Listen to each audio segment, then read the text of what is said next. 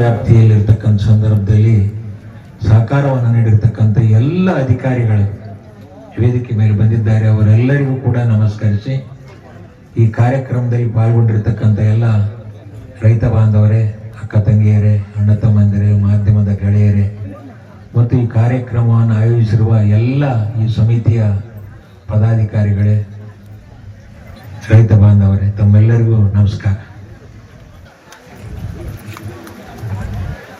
36 ವರ್ಷ ನನ್ನ ರಾಜಕೀಯ ಜೀವನ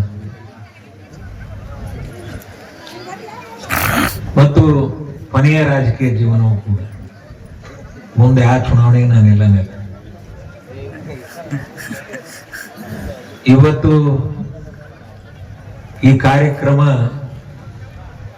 ಬಹಳ ಸಂತೋಷದಿಂದ, ಯಾಕಂದ್ರೆ ಡಿಸೆಂಬರ್ 23ನೇ ತಾರೀಕು ಮಾನ್ಯ ಮುಖ್ಯಮಂತ್ರಿಗಳು, ಉಪಮುಖ್ಯಮಂತ್ರಿಗಳು, ಜಲಸಂಪನ್ಮೂಲ ಸಚಿವರು, ಜಿಲ್ಲಾ ಸಚಿವರು, ಬಹಳಷ್ಟು ಜನ ಸಚಿವರು ಸಿಂಧನೂರಿನಲ್ಲಿ ಬಂದು ಅದ್ದೂರಿಯಾಗಿ ಈ ಕಾರ್ಯಕ್ರಮವನ್ನು ಉದ್ಘಾಟನೆ ಮಾಡಿದ್ರು. ಅವತ್ತು ಆ ಸಂದರ್ಭದಲ್ಲಿ ಡ್ಯಾಮ್ನಲ್ಲಿ ನೀರಿದ್ದಿಲ್ಲ, ಹೊಳೆಗೆ ನೀರು ಹರಿಸ್ತಾ ಇದ್ದಿಲ್ಲ, ಕಾರ್ಯಕ್ರಮ ಉದ್ಘಾಟನೆ ಮಾಡಿದ್ವಿ. ಬಟ್ ಇವತ್ತು ದೇವರ ದಯದಿಂದ ಪುನಃ ಸಿದ್ದರಾಮಯ್ಯನವರು ಮುಖ್ಯಮಂತ್ರಿಗಳಾಗಿ ಬಹಳಷ್ಟು ಮಳೆರಾಯನ ಕೃಪೆ ರೈತರ ಮೇಲೆ ಬಿದ್ದು ಕರ್ನಾಟಕ ರಾಜ್ಯದ ಎಲ್ಲ ಜಲಾಶಯಗಳು ಭರ್ತಿಯಾಗಿ ಒಂದು ಹಸಿರು ಕ್ರಾಂತಿ ಮೂಡತಕ್ಕಂಥ ನಿಟ್ಟಿನಲ್ಲಿ ಇವತ್ತಿನ ಕಾರ್ಯಕ್ರಮ ಪ್ರಾರಂಭವಾಗಿದೆ. ಬಹಳ ಸಂತೋಷ. ತಾವೆಲ್ಲ ರೈತರು ಸೇರಿ ಒಂದು ಅರ್ಥಪೂರ್ಣವಾದಂಥ ಕಾರ್ಯಕ್ರಮವನ್ನು ಹಮ್ಮಿಕೊಂಡಿದ್ದೀರಿ. ಈ ಯೋಜನೆಗೆ ಶ್ರಮ ಪಟ್ಟಿರ್ತಕ್ಕಂಥ ಎಲ್ಲ ಗಣ್ಯರನ್ನ, ಅಧಿಕಾರಿಗಳಿಂದ ಹಿಡಿದು, ರಾಜಕಾರಣಿಗಳಿಂದ ಹಿಡಿದು, ಗುರುಗಳಿಂದ ಹಿಡಿದು ಎಲ್ಲರನ್ನ ಕರೆದು ಒಂದು ಅರ್ಥಪೂರ್ಣವಾದ ಕಾರ್ಯಕ್ರಮವನ್ನು ತಾವೆಲ್ಲರೂ ರೈತರು ಮಾಡಿದ್ದೀರಿ. ತಮ್ಮೆಲ್ಲರಿಗೂ ವೈಯಕ್ತಿಕವಾಗಿ ಮತ್ತು ಎಲ್ಲರ ಪರವಾಗಿ ಅಭಿನಂದನೆಗಳನ್ನು ಮೊದಲು ಸಲ್ಲಿಸಕ್ಕೆ ಇಚ್ಛೆ ಪಡುತ್ತೇನೆ.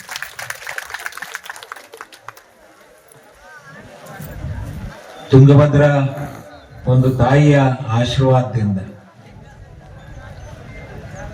ಕೊಪ್ಪಳ ಜಿಲ್ಲೆ, ರಾಯಚೂರು ಜಿಲ್ಲೆ, ಬಳ್ಳಾರಿ ಜಿಲ್ಲೆ, ಈ 3 ಜಿಲ್ಲೆಗಳ ವ್ಯಾಪ್ತಿಯಲ್ಲಿ 9 ಲಕ್ಷ ಚಿಲ್ಲರೆ ಎಕರೆ ನೀರಾವರಿ ಆಗುತ್ತೆ ತುಂಗಭದ್ರಾ ಅಣೆಕಟ್ಟಿನ.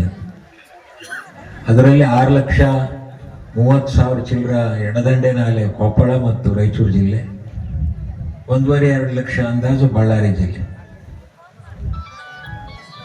ಇದು ಜಂಟಿ ಸಹಭಾಗತ್ವದಲ್ಲಿ ನಿರ್ಮಾಣ ಆಗಿರ್ತಕ್ಕಂಥದ್ದು ಅಣೆಕಟ್ಟು. 1945ರಲ್ಲಿ ಪ್ರಾರಂಭ ಆಗಿ 56ರಲ್ಲಿ ಉದ್ಘಾಟನೆ ಆಗಿ ಅಂದಿನಿಂದ ಇಂದಿನವರೆಗೂ ಸುಮಾರು 67 ವರ್ಷಗಳ ಕಾಲ ತುಂಗಭದ್ರಾ ಅಣೆಕಟ್ಟಿನ ವ್ಯಾಪ್ತಿಯಲ್ಲಿ ಬರತಕ್ಕಂಥ ಎಲ್ಲ ರೈತ ಕುಟುಂಬಗಳಿಗೆ ನೀರನ್ನು ಹರಿಸಿ ಹಸಿರು ಕ್ರಾಂತಿಯನ್ನು ಮಾಡಿರ್ತಕ್ಕಂಥ ಕೀರ್ತಿ ತುಂಗಭದ್ರಾ ತಾಯಿಗೆ ಸಲ್ಲುತ್ತೆ ಅಂದ್ರೆ ತಪ್ಪಾಗಲಿಕ್ಕೆ.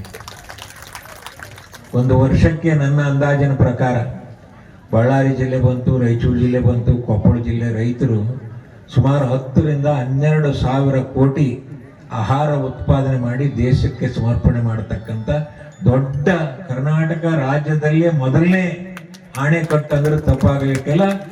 ಅಷ್ಟೇ ರೈತರು ಬಹಳ ಬುದ್ಧಿವಂತಿಕೆಯಿಂದ ವೈಜ್ಞಾನಿಕವಾಗಿ ವಿಜ್ಞಾನದ ಜೊತೆಗೆ ಬೆರೆತು, ಅಧಿಕಾರಿಗಳು ನೀರಾವರಿ ಮಾಡ್ಬೇಕಾದ್ರೆ 1 ಎಕರೆಗೆ 50 ಕ್ಯೂಸಿಕ್, ಒಂದು ಕ್ಯೂಸಿಕ್ 50 ಎಕರೆ ಭತ್ತ ಬೆಳಿಬಹುದು, 200 ಕ್ಯೂಸಿಕ್ ಎಕರೆ ಜೋಳ, ಹತ್ತಿ ಬೆಳಿಬಹುದು ಎಂಬುದು ವರದಿ ಕೊಡ್ತಾರೆ.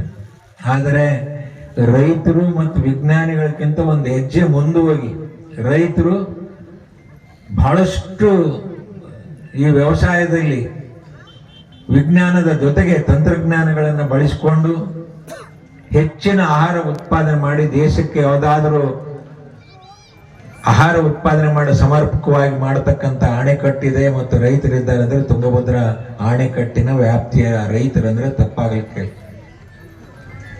ಭತ್ತ ಬೆಳಿತೀವಿ, ಜೋಳ ಬೆಳಿತೀವಿ, ಹತ್ತಿ ಬೆಳಿತೀವಿ, ಶೇಂಗಾ ಬೆಳಿತೀವಿ, ಮೆಣಸಿನಕಾಯಿ ಬೆಳಿತೀವಿ, ತೊಗರೆ ಬೆಳಿತಾರ, ಕಡಲೆ ಬೆಳಿತಾರ. ಇಷ್ಟೆಲ್ಲ ರೈತರು ಬೆಳೆದಂತ ಬೆಳೆ ಈ ರಾಜ್ಯದ ಜನತೆಗೆ ಪ್ರತಿನಿತ್ಯ ಊಟ ಮಾಡತಕ್ಕಂಥ ಬೆಳೆಗಳನ್ನು ಬೆಳೆದು ಕೊಟ್ಟಿರ್ತಕ್ಕಂಥ ಕೀರ್ತಿ ಈ ನಾವು 3 ಜಿಲ್ಲೆಗಳ ರೈತರಿಗೆ ಸಲ್ಲುತ್ತೆ ಅಂದ್ರೂ ಕೂಡ ತಪ್ಪಾಗಲಿಕ್ಕೆ. ದುರ್ದೈವದ ಸಂಗತಿ ಏನಾಗಿದೆ ಅಂದ್ರೆ ಸುಮಾರು ವಯಸ್ಸಾದಂಗ ಈಗ ನಮಗೆ 73 ವರ್ಷ. ಮೊದಲನೇ ಸಲ ಚುನಾವಣೆಯಲ್ಲಿ ಗೆದ್ದ ಮ್ಯಾಗ ಎಷ್ಟು ಹುರುಪು ಇರ್ತಿದ್ವಿ, ಈ ಚುನಾವಣೆಗೆ ಮಾಡಕ್ ಆಗಂಗಲ್ಲ. ಬಹಳ ಆಸೆ ಆಕಾಂಕ್ಷೆಗಳು ಇಟ್ಕೊಂಡ್ಬಿಟ್ರಿ ಎಲ್ಲರೂ. ಏನಪ್ಪ ಸರ್ಕಾರ ಬಂದ್ಬಿಟ್ಟತೆ, ಹಂಪನಗೌಡರು ಗೆದ್ದು ಬಿಟ್ಟಾರ, ಏನೆಲ್ಲ ಕೆಲಸಗಳು ಮಾಡಿಬಿಡ್ತಾರ, ನಮ್ಮಿಂದ ಮಾಡಕ್ ಆಗವಲ್ದು. ಕಾರಣ ಏನಂದ್ರೆ ವಯಸ್ಸು. ಅದರ ಜೊತೆಗೆ ಸಮಸ್ಯೆಗಳು ಕೂಡ ಅದೇ ರೀತಿ ಹಿಂದೆನೆ ಬರ್ತಾ ಇದ್ದಾವೆ. ತುಂಗಭದ್ರಾ ಅಣೆಕಟ್ಟು ಹೆಚ್ಚು ಕಡಿಮೆ 62 ವರ್ಷ ಮೇಲಾಯ್ತು ಕಟ್ಟಿ ನೀರಾವರಿ ಮಾಡೋದಕ್ಕೆ. ಮನುಷ್ಯನ ದೇಹಕ್ಕೆ ಎಷ್ಟು ವಯಸ್ಸು ಬರುತ್ತೆ ಅಣೆಕಟ್ಟಿಗೂ ಕೂಡ ಅಷ್ಟೇ ವಯಸ್ಸಿದೆ. ಸುಮಾರು 33 TMC ಅಷ್ಟು ನೀರು ಹೋಳು ತುಂಬಿ ಹೋಗಿದೆ. ಎರಡನೇ ಬೆಳೆಗೆ 22-23 TMC ಕೊರತೆ ಇದೆ. ನಮ್ಮ ಅಧಿಕಾರಿಗಳು ಹೇಳ್ತಿದ್ರು ಎಲ್ಲರೂ, ನೀರಿನ ಕೊರತೆ ಇದೆ, ಎರಡನೇ ಬೆಳೆಗೆ ಸಮರ್ಪಕವಾಗಿ ನೀರು ಸರಬರಾಜು ಮಾಡಕ್ ಆಗಂಗಿಲ್ಲ. ಮೊದಲನೇ ಬೆಳೆಗೂ ಟೇಲ್ಯಾಂಡಿಗೂ ಕೊರತೆ ಇದೆ, ಎರಡನೇ ಬೆಳೆಗೂ ಟೇಲ್ಯಾಂಡಿಗೂ ನೀರಿನ ಕೊರತೆ. ಇದಕ್ಕೆ ಕಾರಣ ಏನಂದ್ರೆ ತುಂಗಭದ್ರಾ 1962-64 ಕಾಲುವೆಗಳು ಓಪನ್ ಆದವು. ಅವತ್ತಿನ ಸಂದರ್ಭದಲ್ಲಿ ನಾವಿನ್ನ 5 ವರ್ಷ 6 ವರ್ಷ ಹುಡುಗಿರ್ಬೋದು ಅವಾಗ.